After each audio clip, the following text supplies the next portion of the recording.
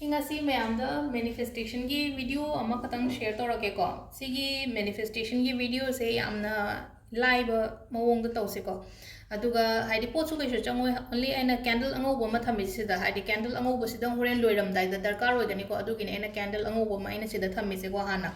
Ado sigi manifestation gi mawong hai tare ko technique hai tare sida ko haidi master Merlin kaina ga leire ko haidi si se akoina father of spell ka hai ko haidi magi technique dagi hai tare ko haidi magi haidi mawon dagi simple macha technique akoina Araiba ma lothoga haipetang ai mayam da share torokoni ko ado tawsu tawbiyo ko haidi aduga horen last prayer gumba hairakpodo prayer se English study oi ado maiteron do dum akoina hainingba mawong da hairasu kasho kaite ko ngasai understand tawraga pot se ina pami se sini haibdo ko adum akoina maiteron do dum haise ko English da haide ya de haiba leite ko ado English ki su ai makha da description da ibo budi irakke ko haipetang pabiyo aduga haide adum aina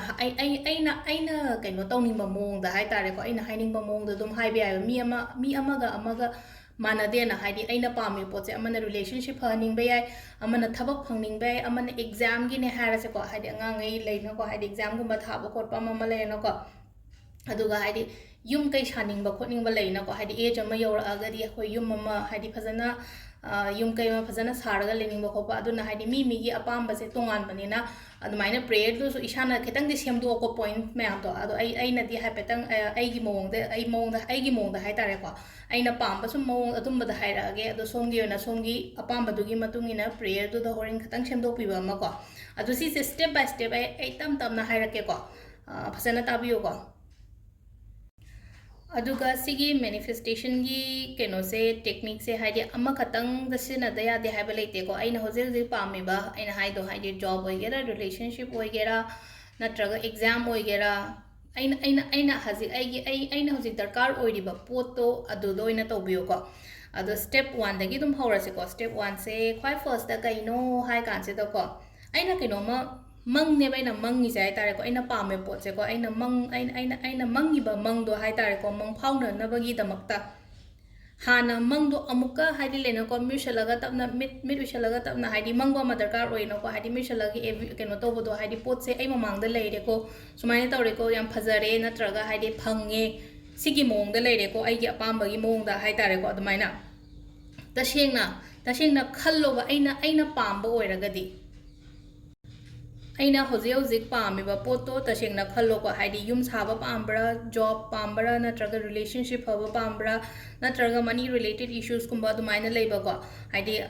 adu ahamba ki ko first point na in haise ko haidi yum job relationship money nangi first priority do hai tare ko haidi amma do hana khallese ba mathang da khallase ba ko yum natraga job karamba mong da kamaina saga da ge kaina ko haidi ahamba da haidi yum job se ama khalle na ko ina ngasai homari pi gi da aina pame po se ma khalle natraga karamba mong da kamai to ba haidi karamba job na aingon da hena chana ga da ge ko aduga paisa gi da ha se ko haidi paisa se kayam darkar oige aduga haidi ko ai paisa ashuk se kaina to ro ko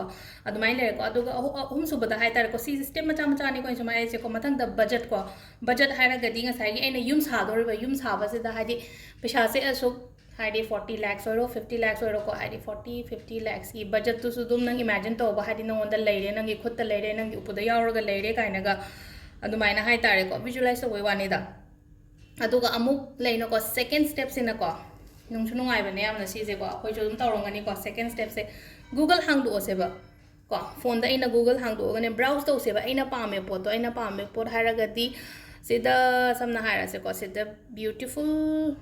home ina haira se ko haidi beautiful home natraga haidi aina haidi job ki matang dani ka haira se ko haidi job to aina pame ba job to gi dejing da kaino dong sai gi kaino du changaga haidi thabak to bo mi phajana ga to bolani sida aina yum haina thira bani na ko yum haina thira bani na sida yeng bio ko haidi beautiful home gumba se myam thole na ko yum phajaba ga se khallaga sum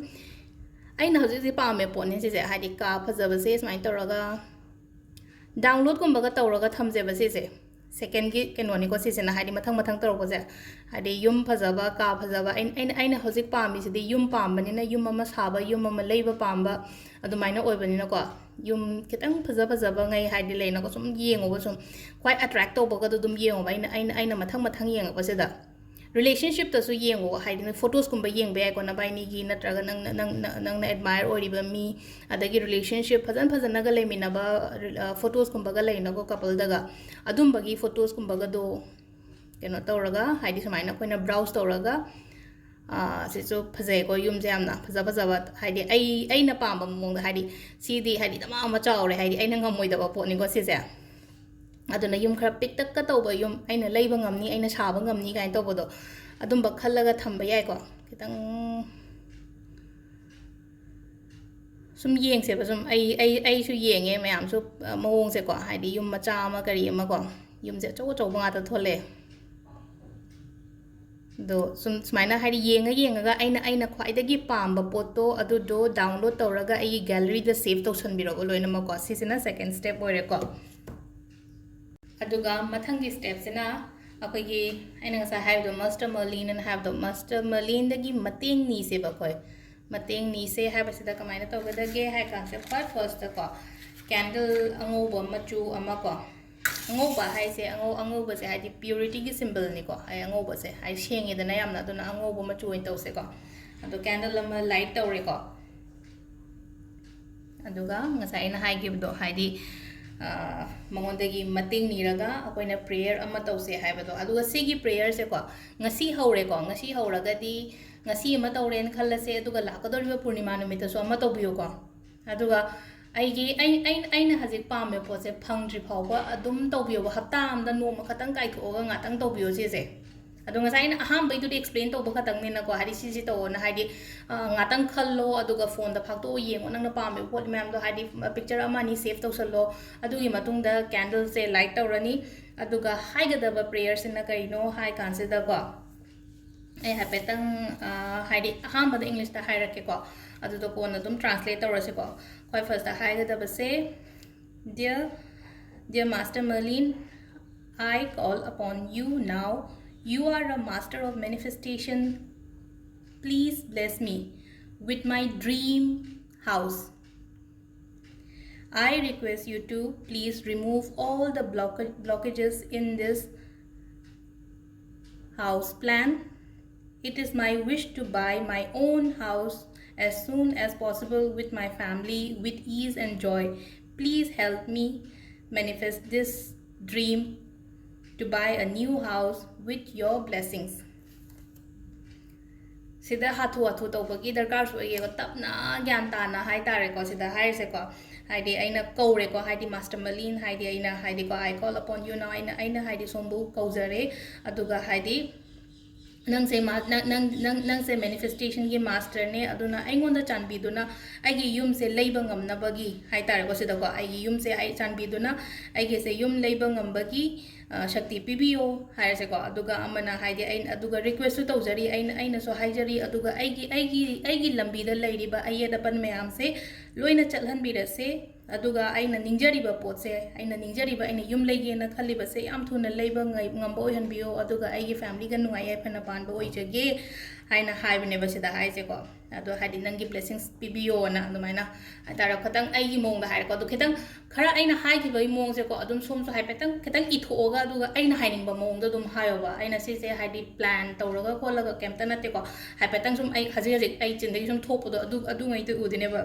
aduga haidi ibagi mo ai khitang ideas oina ba haidi khitang ideas to oina bagi damak ai description da bodi mati kam irake ko adu haidi chapmana na sumaina tawda ya de hai ba leite ko khara dum e sumaina sigi mong se igadam ne na si mong se da pagadam ne na haidi prayer se haigadam ne na hai bagi khitang akoi da idea oina bagi damak ta ne ko ina hai se ko timeline tham gano gyan ta na nung dang gum da taw ko hathu taw gano ko aduga phangri phawa taw phangri phawa taw haraga di ko haidi aina pot ama haji khali se job oiro na drug exam gi ro ko sigi pot se phangri phawa taw bi ko thajaba thammu ko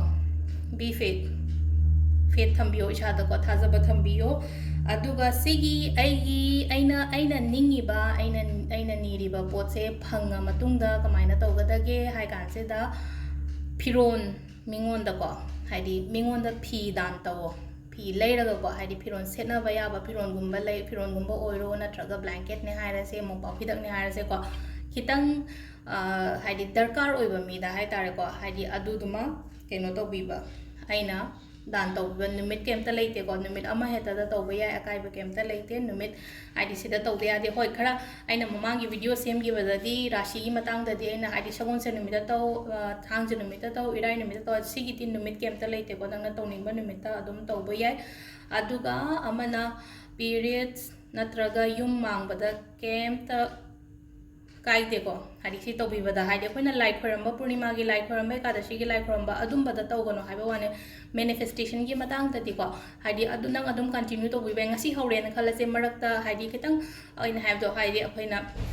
ꯍꯛꯆꯥꯡ ꯁꯦꯡꯉꯛꯇꯕ ꯈꯣꯠꯂꯛꯇꯕ ꯁꯤꯒꯨꯝꯕꯁꯦ ꯑꯃꯨꯛ ꯀꯣꯏꯁꯟ ꯍꯪꯉꯛꯄ ꯌꯥꯏꯕ ꯍꯥꯏꯗꯤ ꯃꯔꯛꯇ ꯍꯛꯆꯥꯡ ꯁꯦꯡꯉꯛꯇ꯭ꯔꯒꯗꯤ ꯍꯥꯏꯕ ꯀꯩꯁꯨ ꯀꯥꯏꯗꯦ ꯏꯔꯨꯖꯊꯣꯛꯑꯒ ꯐꯖꯅ ꯇꯧꯕꯤꯌꯨꯀꯣ ꯑꯗꯨꯒ ꯌꯨꯝ ꯃꯥꯡꯕ ꯈꯣꯠꯄ ꯀꯩꯝꯇ ꯀꯩꯅꯣ ꯇꯧꯗꯦ ꯑꯩꯅ ꯁꯤꯁꯦ ꯑꯩꯅ ꯑꯄꯥꯝꯕ ꯃꯦꯅꯤꯐꯦꯁ ꯇꯧꯕꯅꯤꯅ ꯍꯥꯏꯗꯤ ꯌꯨꯝ ꯃꯥꯡꯕꯒ ꯃꯔꯤ ꯂꯩꯅꯗꯦꯀꯣ ꯂꯥꯏ ꯈꯣꯏꯔꯝꯕ ꯈꯛꯇꯪꯗꯗꯤ ꯑꯩ ꯈꯤꯇꯪ ꯑꯦꯚꯣꯏꯗ ꯇꯧꯋꯦꯀꯣ ꯍꯥꯏꯗꯤ ꯗꯨꯛ ꯊꯥꯕ ꯈꯣꯠꯄꯗꯤ ꯇꯧꯅꯗꯕꯅꯤꯅ ꯍꯥꯏꯗꯤ ꯌꯨꯝ ꯃꯥꯡꯕ ꯃꯇꯝꯗ ꯗꯨꯛ ꯊꯥꯒꯅꯨ ꯈꯣꯠꯀꯅꯨ ꯑꯗꯨ ꯈꯛꯇꯪꯅꯦ ꯍꯥꯏꯕꯀꯣ ꯑꯗꯣ ꯁꯤꯒꯤ ꯑꯣꯏꯅꯗꯤ ꯀꯩꯁꯨ ꯀꯥꯏꯗꯦꯀꯣ ꯃꯇꯝ ꯅꯨꯃꯤꯠ ꯀꯩꯝꯇ ꯂꯩꯇꯦ ꯍꯞꯇꯥꯁꯤꯗ ꯅꯪꯅ ꯑꯁꯪꯕ ꯅꯨꯃꯤꯠ ꯑꯃꯗ ꯇꯧꯕꯤꯌꯣ ꯇꯧꯅꯤꯡꯕ ꯃꯇꯝ ꯑꯃꯗ ꯇꯧꯕꯤꯔꯣ ꯑꯌꯨꯛꯇ ꯇꯧꯒꯦꯔꯥ ꯅꯨꯡꯗꯥꯡꯗ ꯇꯧꯒꯦꯔꯥ ꯅꯨꯡꯊꯤꯟꯗ ꯇꯧꯒꯦꯔꯥꯀꯣ ꯈꯤꯇꯪ ꯆꯤꯛꯄ ꯇꯥꯏꯃꯤꯡꯒꯨꯝꯕꯗ ꯇꯧꯕꯤꯌꯣ ꯑꯩ ꯀꯣꯟꯁꯦꯟꯇ꯭ꯔꯦꯠ ꯇꯧꯕ ꯉꯝꯅꯕ ꯑꯗꯣ ꯁꯤꯗ ꯂꯩꯔꯦ ꯉꯁꯤꯒꯤꯁꯤꯁꯨ ꯍꯥꯏꯐꯦꯠ ꯇꯧꯔꯒ ꯌꯦꯡꯉꯁꯦ ꯃꯃꯥꯡꯗ ꯋꯥꯇꯔ ꯃꯦꯅꯤꯐꯦꯁꯇꯦꯁꯟ ꯇꯧꯈꯤꯕ ꯈꯣꯠꯈꯤꯕ ꯃꯌꯥꯝ ꯑꯃ ꯁꯨꯝ ꯍꯥꯏꯗꯤ ꯔꯤꯖꯜꯇꯣ ꯑꯩꯈꯣꯏꯅ ꯐꯪꯉꯦ ꯈꯪꯕꯅꯤꯅꯀꯣ ꯁꯤꯃꯁꯨ ꯇ꯭ꯔꯥꯏ ꯇꯧꯕ ꯌꯥꯏꯅ ꯃꯈꯜ ꯃꯈꯜ ꯑꯗꯨꯝ ꯇꯧꯁꯦꯀꯣ ꯊꯦꯡꯛ ꯌꯨ